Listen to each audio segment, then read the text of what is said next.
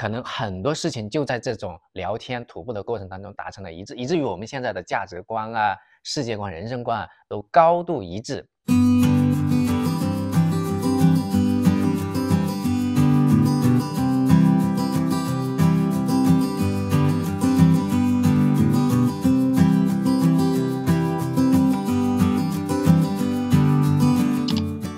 大家好，我是金鹿。大家好，我是文武，欢迎回到我们的频道。两个爸爸养娃记。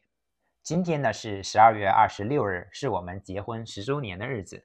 那我们今天就给大家分享一下，我们有些什么样的秘诀，让我们的婚姻能够持续10年的时间，甚至未来可能更长的时间。我们会分3个方面跟大家分享。首先呢，就是在我身上有哪些东西是文武喜欢的东西，能够让他愿意留在这段婚姻当中。那第2个方面呢，就是文武身上有哪些我喜欢的地方。然后第3个方面呢，就是我们共同的有哪些方面我们觉得自己做对了，让我们的婚姻能够持续下去。那我们就开始吧。那第1个方面，文武，你觉得我身上有哪些优点是你喜欢的，让你愿意留在这段感情和这段婚姻当中呢？ OK， 我大概能想到有这么几点吧。第一，我觉得金鹿是一个很好的 listener。什么意思呢？就是说我提出什么样的要求或者提出什么样的问题，金鹿都会默默的去把它实现。打个比方说吧，我说家里面的蜂蜜快没了，然后金鹿就会默默的把手机拿出来，把它加到那个 shopping list 里面去，下次我们去超市就把它买回来。还有打个比方说，我说我想吃蛋炒饭，我想吃油泼面等等，金鹿呢就会默默的记下，然后可能要不就是今天或者明天咱们就做着吃。就这一方面我觉得非常好，我很喜欢。这是第一点。第2点呢，就是我觉得金鹿是一个非常能坚持的人，这是一个我很喜欢的品质。打个比方说，金鹿自从2008年开始就开始背英语单词，09年开始。09年开始，到现在已经坚持了有13、14年了，几乎每天雷打不动都会背单词。这个也是为什么现在金鹿的英语单词的词汇量可能是我的2倍以上，在这一个方面我觉得是非常佩服。当然还有很多其他类似的。金鹿参加本地的圣地亚哥的一个演讲俱乐部，那个都是每周四早上7点啊。那特别是在有小孩之前，金鹿几乎是每周四的早上7点都跑去参加演讲俱乐部的活动，每次都坚持，太有毅力了。我在 Toastmaster 这个组织已经有5年的时间了，还是一个深度参与、非常投入的。另外，其实我有一点我一直非常想要感谢金鹿的一方面，就是金鹿对我们俩的关系的维系这方面的坚持，我还是非常感激的。也正因为或者说很重要的一个原因，因为金鹿在对我们俩这种关系的坚持，使得我们能够比较顺利的、平稳的度过最开始的那个异地啊、异国的那5年多的时间。这样的话，我们才能够有机会走到今天，然后结婚啊，然后养育小孩啊，然后共同组建家庭，然后一直走下去。所以这一方面我非常喜欢金鹿的一个品质，坚持。是的。 OK。 然后另外一点呢，就是我觉得金鹿他是一个比较，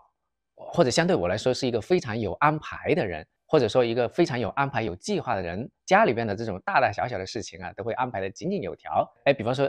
最近吧，那个小孩要上幼儿园嘛，各种联系幼儿园的学校啊，然后幼儿园的填各种表格啊，各种手续啊，金鹿都会手把手的去操作，然后我完全不用操心。当然这是一个例子，其他类似的事情还有很多，这种杂七杂八的这种小事啊，金鹿都会去亲自操办，然后安排的非常好，所以我很喜欢，也非常省心，我觉得。然后比方说家里面的打扫啊、收拾啊、屋子的 maintenance 啊，然后前院后院的打扫啊、管理啊等等，这方面金鹿都安排的非常井井有条，然后我就觉得生活过得非常省心，很舒适。但是呢，金鹿在大事方面还是会主动的跟我商量，然后我们一起做这个决定，让我觉得有一种很有尊重的这种感觉。然后我们家里面的大事都一起做决定的话呢，那我也是感觉到非常高兴。所以这一方面呢，我也是很喜欢金鹿的一个品质。所以就是大事你来做决定，然后小事我去执行，是吗？没错，是的。然后还有一个不可忽视的就是金鹿他工作也是非常好。这个有一个很重要的一个地方就是，比方说我2013年底来到美国了以后，我们住在硅谷那种非常昂贵的地方，金鹿的这个经济条件比较好呢，就保证了我们俩搬到一起住以后，生活品质也有了保障。当然这是一方面，金鹿在物质上面对我非常的有支持和帮助。在我是从2015年底以后来到美国，然后我当然就立马开始找工作，是吧？然后我找工作也是找了有1年多的时间才找到我非常满意和理想的工作。那在这1年多的过程当中呢，金鹿不光是在物质上对我全力支持，在精神上也是对我全力的鼓舞和支持，这使得我能够比较顺利的找到，也不叫比较顺利了，就使得我能够最终找到我理想的工作，在这一段比较顺利的度过这一段比较难过的日子，所以我也是对金鹿非常的感激。很快我们公司就要裁员了，很快就是要你来养活我了。是的，所以就反过来吧。金鹿对我的家人也是非常好的，比方说我妈和我姐都来美国和我们生活了有很长一段时间，加起来其实也有大半年的时间了。那我就觉得金鹿对我妈还是非常包容和理解的。那你知道老人家嘛，上一代他会有一些自己的生活习惯，然后带小孩也有自己的一些观念。那金鹿呢，就在这方面呢，就表现出非常高度的包容。那我妈说什么呢？她基本上也是非常尊重，即使有不同的意见，也是非常礼貌的去进行沟通。那这方面我看在眼里，我其实心里是非常欣慰的。那这就是我暂时能想得到的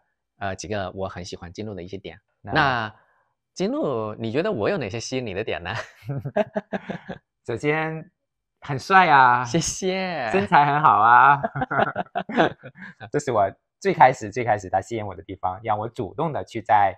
朋友别哭那个网站上去主动的联系他，然后去要求跟他见面，然后要求主动的愿意去建立这样一段关系。那更深层次的呢，我觉得我在这段关系这段婚姻当中，我觉得我的最大的收获是我获得了安全感和获得了自我价值的认同。那首先呢，我就觉得自己是一个比较焦虑的一个人，老是会想这个想那个，担心这个担心那个。但是文武呢，通常都还是比较 relax， 比较平和，比较平静，给我一种很大的安全感。另外呢，我觉得我自己是一个相对来讲内心还有一点小自卑，我觉得可能是童年的经历吧，觉得自我价值感不是特别高。然后我在这段关系当中呢，我觉得有文武这样一个优秀的人，一个这样喜欢的人，然后还同样喜欢我爱我，有这样的一个人在我身边，在我的生活当中能持续的跟我走下去，我觉得我对我自己的认同，自我价值的认同起到了很大的帮助。我觉得有了他，在我自己内心的那个空洞被填满了，所以我会觉得非常的有安全感，非常的被认同，所以就有一种内心被充满爱的这种感觉。OK， 那第二点呢，我觉得我们两个人的性格还是很互补的。刚才文武提到了我会计划各种事情，那其实呢，我是很享受做这个过程的，去思考很多事情，然后去计划很多事情，包括孩子上学的事情啊，包括孩子将来，比如说现在我就会想孩子将来去报什么课外辅导班啊，就做出这样种种的计划，然后去给很多事情都事先安排好，我会很享受这个过程，我也会愿意做这个事情。我觉得我内心深处还是有一种控制欲，有这样的一个原因，就是我喜欢生活中的事情都在我的掌控之内。所以说在充分考虑文武的意见之后，我会把事情都我会做很多调研，然后拿一个决定出来。那比如说在报税的这件事情，我就不愿意把报税的这个事情外包给一个注册会计师，让他 OK， 这是我们所有的表格数据，然后你拿去报税吧。我希望知道所有的那些税法的规定，哪些东西可以减税，哪些东西可以给我们credit。那这些事情呢，我需要在心中有数。那将来做一些财务决策的时候，都把它执行，把它考虑进去。所以这些事情我都需要在我的掌控之内。然后文武在这个过程中呢，他会充分的去支持我，在做决定的过程当中，以及这个决定最终做出来以后，他会充分的支持我们两个人一起去执行这个决定。在这个方面，我们两个是非常互补的。那我觉得我自己要是找一个同样跟我比较强势、比较有控制欲的人，我觉得我会很郁闷，我觉得整天可能就会吵架。所以我觉得在这方面，我们两个人还是配合得很好的。所以这就是从我的角度来讲，我觉得我在这段关系当中收获了很多，并且都是内心深处和灵魂深处的收获，有安全感和价值感，包括我们的性格的互补，能够让我们两个人能够坚持下去。那第三个方面呢，我们聊一聊我们共同的，我们做对了哪些事情，能够让我们的关系能够持续下去。OK， 我觉得有这么几点原因吧。第一个就是我觉得我们是有很多很多的沟通的。一个很重要的原因就是我们俩都非常喜欢徒步或者去爬山，特别是我们在有小孩之前，我们在北京啊，我们去遍了北京周边的大大小小的各种景点和公园，然后我们来到了美国以后呢，硅谷周边的那些大部分的那些徒步的路线呢，我们都去过了。那你知道我们喜欢徒步，徒步什么也干不了，你除了走路，另外就是聊天。那我们就聊了很多很多的东西，从各种方面的经济、政治、地理、文化、哲学、艺术、科技，无所不聊。那最终一个结果就是，我们在这些聊天的这些过程当中呢，很多事，当然在聊的过程当中，我们当然会有一些 argument， 有一些讨论，有一些争吵。但是你除了徒步，你啥也干不了，你不可能说聊到一半聊崩了，然后你们俩就分道扬镳，也不能这样，就最多大家也就沉默，然后继续走。完了以后，哎，大家又捡起话题又开始聊，因为这样子，我们可能很多事情就在这种聊天徒步的过程当中达成了一致，以至于我们现在的价值观啊、世界观、人生观啊都高度一致。除了有一点，每次怎么样？你知道我要想讲什么吗？你吃辣的，我不吃辣的。不是，除了每次我们最近聊到那个财务自由的时候，我们还是很难达成一致以外，其他的我能想得到的，我们基本上观点和看法都是很类似或者高度一致的。那的确是这样的，我觉得我们现在的这种人生观、价值观，包括消费观，都还是非常非常的吻合。比如说，我们都不喜欢买奢侈品啊，我们都是觉得够用就可以啊。我们出去玩比较喜欢这种老人游啊，比较 relax， 喜欢这种游轮啊，这种度假村啊这种形式，就不喜欢太折腾的旅行。比如说，我们也不想太鸡娃，觉得小孩有自己的成长的路线。给他充分的爱，充分的养料，让他自己成长会更好。对，所以我们就有了很多沟通。第二个呢，就是我觉得我其实有一点点从我个人角度来说吧，就是能够共同进步。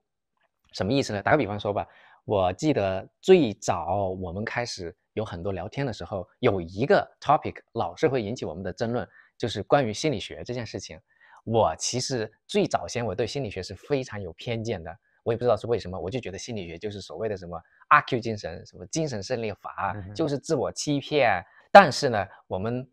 在很多次的聊天 argue 完了以后呢，我开始陆陆续续的觉得，哦，其实心理学还是一个蛮科学的东西，还是一个非常有用的东西。那这个就正是因为进入了，那我就开始以一种更开放的心态，能够有机会去学习，认识到。其实心理学还是一个非常科学的学类，还是一个非常有用的东西。那如果不是因为进入的话，可能我对心理学就一直会抱有非常强的偏见，而不会使自己得到进步和认知的提升。从这个方面来讲呢，那也说明文武是一个比较有开放心态、善于学习、愿意成长的一个人啊。谢谢。那当然还有一些外部的因素，让我们这个婚姻能够持久下去。那首先呢，就是我们来到了美国定居生活，那美国在这边呢可以合法的结婚。那我觉得有这样一个婚姻的这样的一个约束和保障，能够更好的让我们持续的走下去。就比如说，说句不好听的，如果真的想离婚，那其实还是非常非常多的事情，比如财产的分割呀，那甚至包括这种小孩的抚养权呐，有太多太多的事情需要考虑。如果没有婚姻呢，那两个人可能说分手就分手了，对呀，对吧？是的。那还有另一个方面呢，就是我们结婚了以后呢，也会有更多的一起的奋斗目标，比如说我们一起买房子，然后一起生小孩，生完了一个又生第二个，所以然后就开始养小孩。那这种共同的奋斗目标，共同需要努力的东西，就像纽带一样，把我们两个人紧密的联系起来，在这个为这些目标而共同的努力奋斗。那还有一个很重要的原因就是社会和亲友的接纳的问题，这也就是所谓的 supportive network， 这一点是非常重要的。那比方说我们来到了加州，那号称是最多元化、最多样化的一个环境。那这使得我们俩呢，就完全不需要隐瞒我们对社会的关系，我们就对我们的同事、对我们的朋友都非常的 open， 我们也完全不用担心受到歧视的问题。就在这里给大家分享一个很有意思的一个小故事，就是比方说燕燕去托儿所了嘛，然后有一年过母亲节。那学校的那个幼儿园的老师呢，就会给我们打电话过来说，哎呀，要不要燕燕也给我们准备一份礼物啊？因为那幼儿园的老师当然是了解到我们的情况的，然后我们就觉得啊，好贴心，好感动啊，就很尊重我们这种同性恋家庭以及小孩的养育。对，加州还是一个非常包容、非常接纳的一个环境，非常好的，对于同志伴侣生活的一个非常好的一个环境。对，另外还有一个就是非常幸运的，就是我们俩的家人对我们的关系都非常的接受和接纳，特别是当家人来到美国和我们生活了一段时间以后，那几乎就变得是完全接纳和认可了。那这一点对我们俩的关系的维系也是非常重要的和支持。OK， 那今天我们就借着我们结婚10周年这样的日子，给大家分享了一些我们的一些心得吧。我们彼此都有哪些吸引对方的地方，以及我们2个人，我们觉得有哪些方面做的是对的，让我们的婚姻能够持续10年的时间。那希望10年以后，我们还能录一个这样的视频，然后再一次总结我们的一些新的收获。OK， 那今天的视频就到这里啦，拜拜。感谢您收看我们的视频。如果您喜欢这期视频，请您点赞。如果您还没有订阅我们的频道，欢迎订阅，这样 YouTube 算法就会把我们的视频和频道推荐给更多的观众。您的点赞和关注，我们全家都表示衷心的感谢。耶！谢谢你，谢谢你，谢谢你。